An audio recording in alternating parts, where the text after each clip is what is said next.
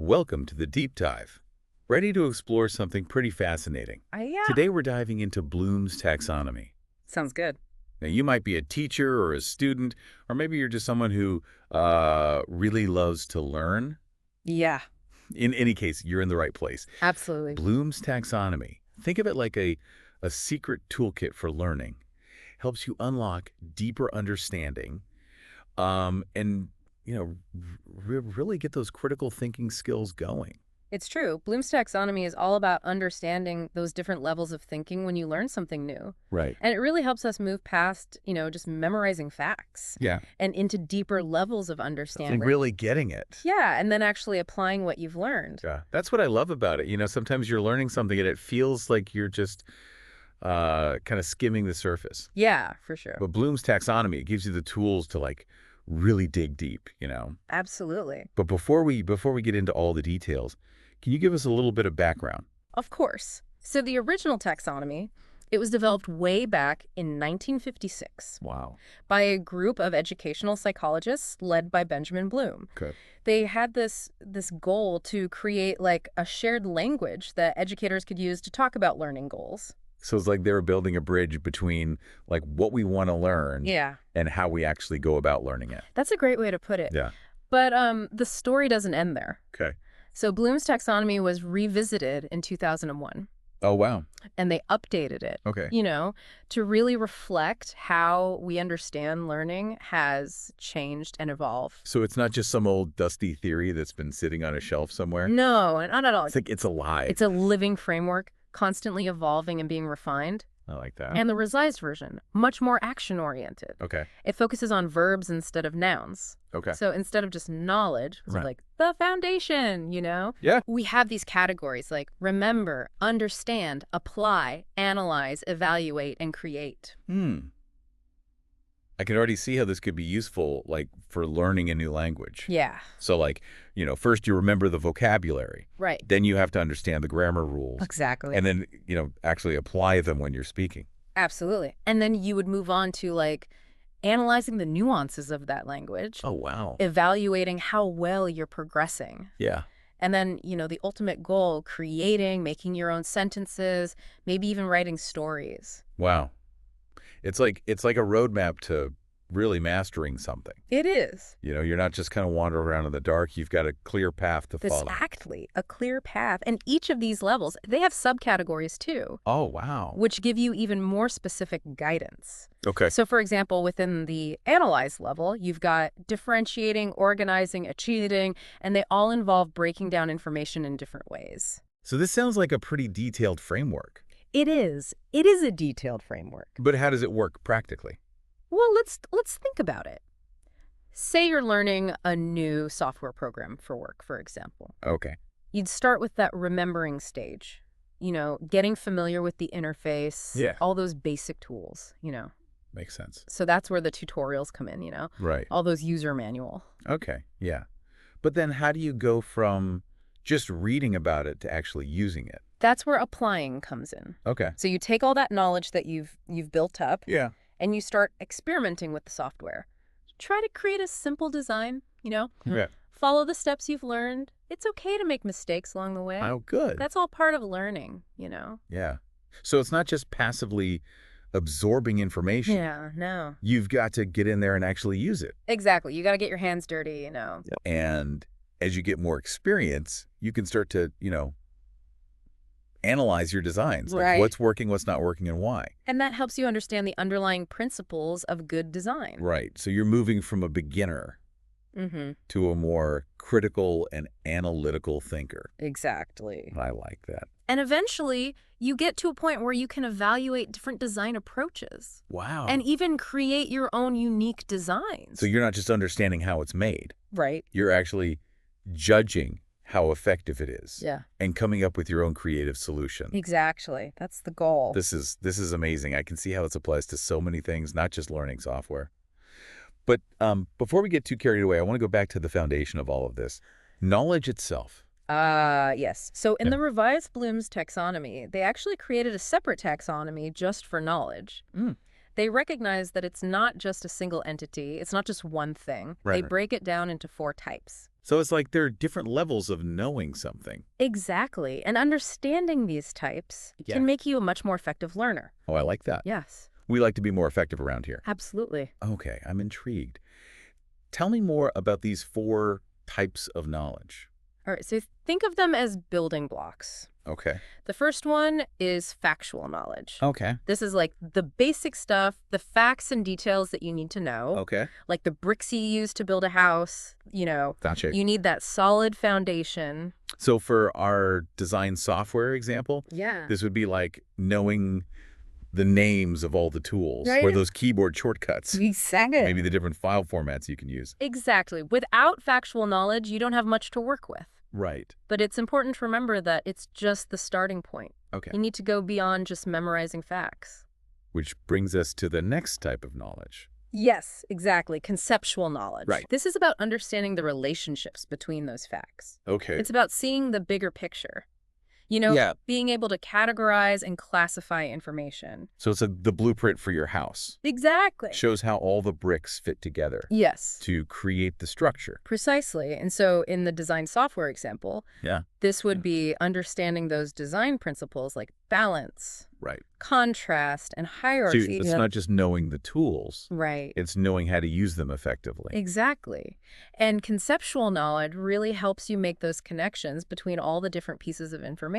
Right. It allows you to see patterns and apply your knowledge to new situations. Which is so important in a field like design. Yes. Where you're always facing new challenges and needing to come up with creative solutions. Absolutely. All right, so let's move on to procedural knowledge. Okay. This is all about knowing how to do something. Okay. It's the step-by-step process. The technique, the skill. Think of it as the actual construction of the house. Oh, okay. Knowing how to lay the bricks, frame the walls, install the roof. So for our design software, this would be knowing how to actually use the tools Yes. to create a specific effect or execute a certain design technique. Exactly. This is where practice and experience really come into play.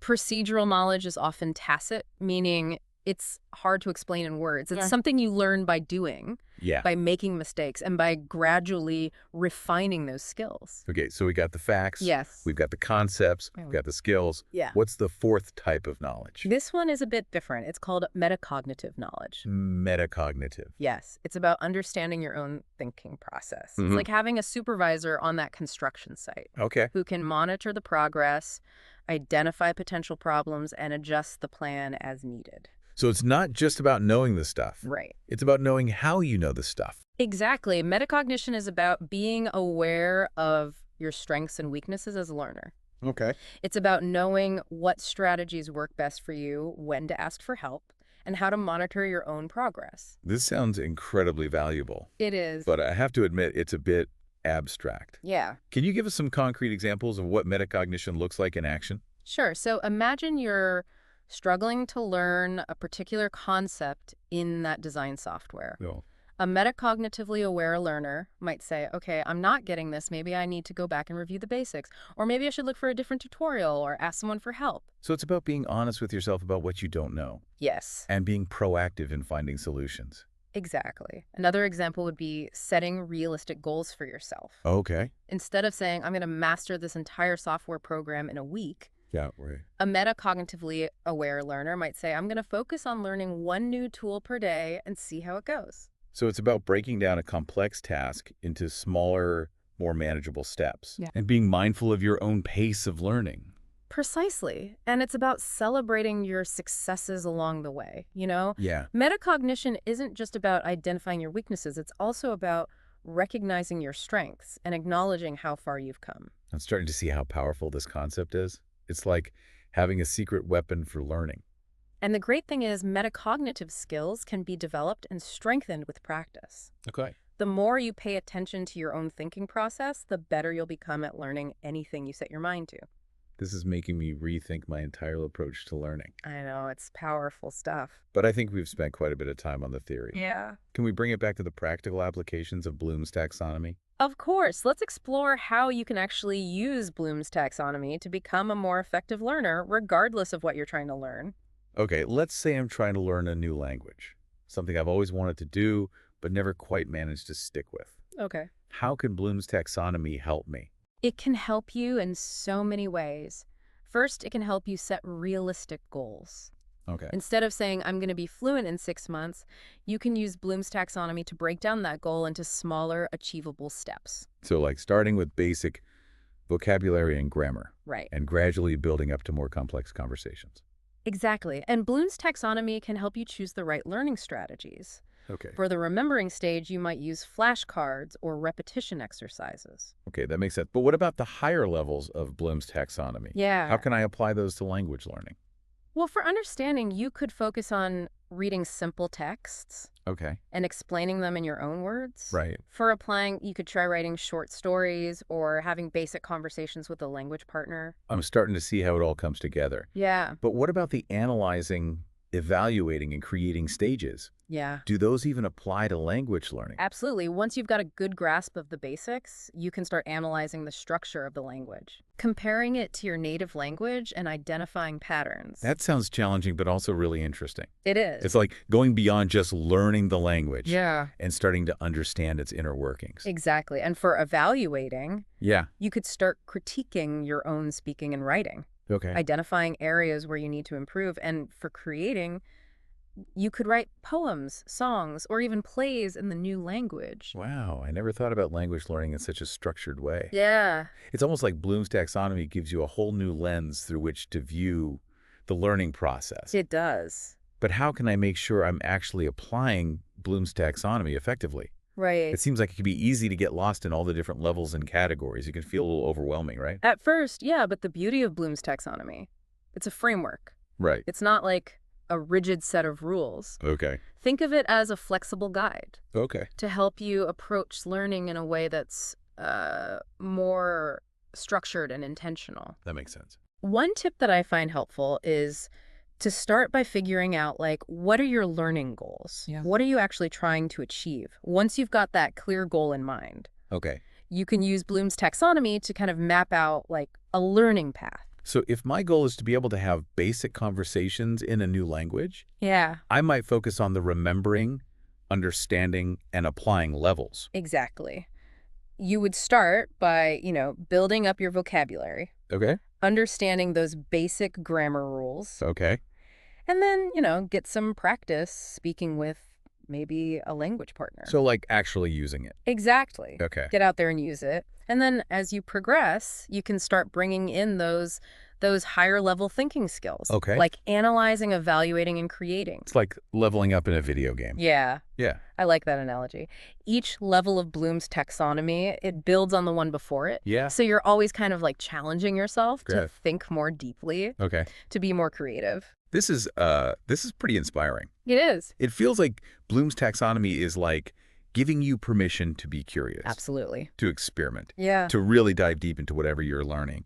I am curious though, how do those 4 types of knowledge we talked about before, Yes. the factual, conceptual, procedural, and metacognitive, Right. how do those fit into all of this? So all 4 of those types, they're really essential for effective learning. Factual knowledge, that gives you the building blocks. Okay. Conceptual knowledge helps you connect the dots. Yeah. Procedural knowledge gives you the skills Okay. to actually put that knowledge into action. Makes sense. And then metacognitive knowledge. Yeah. That helps you to monitor and adjust your learning process as you go. So it's like a recipe for learning success. You need all the ingredients. Absolutely. Yeah. And by understanding these different types of knowledge, Yeah. you can really tailor your learning strategies to fit your own, individual needs. Makes sense. So for example, say you're struggling with procedural knowledge. Okay. You might need to just spend more time practicing, Right. experimenting. Yeah. Or maybe you're struggling with conceptual knowledge. Okay. In that case, you might need to kind of step back. Yeah. And look for the bigger picture. Uh, Or maybe ask someone to explain it in a different way. yeah, get a different perspective. Exactly. The key here is to just be aware of your own learning process Right. and use the tools that Bloom's taxonomy gives us. Makes sense. This has been a fascinating deep dive. It has. I feel like I have like a whole new toolbox I know, right? for approaching learning. And remember, this isn't just for, formal education. Right. You can use it for anything you want to learn. Yeah, like playing an instrument Absolutely. or learning a new recipe. Learning a new language, picking up a new sport. It's a framework for lifelong learning. It is. I like that. I'm excited to start using these ideas myself. I encourage you to think back on your own learning Right? experiences. Think about, what are some areas where you could use Bloom's taxonomy Yeah. to really enhance your understanding? Okay. Or what are some goals that you could set for yourself? Yeah. And, use Bloom's taxonomy to guide you along the way. Those are some great questions. And as always, we encourage you to keep exploring these ideas. Yes, keep learning, keep experimenting. Bloom's taxonomy. Such a powerful tool. Yeah. And I'm confident that it can really help unlock new levels of learning and achievement for you. Thanks for joining us on this deep dive into the world of Bloom's taxonomy. Yes, thanks for listening. We hope you've gained some valuable insights, and we hope you feel inspired to continue your own learning adventures. Until next time, keep those minds engaged.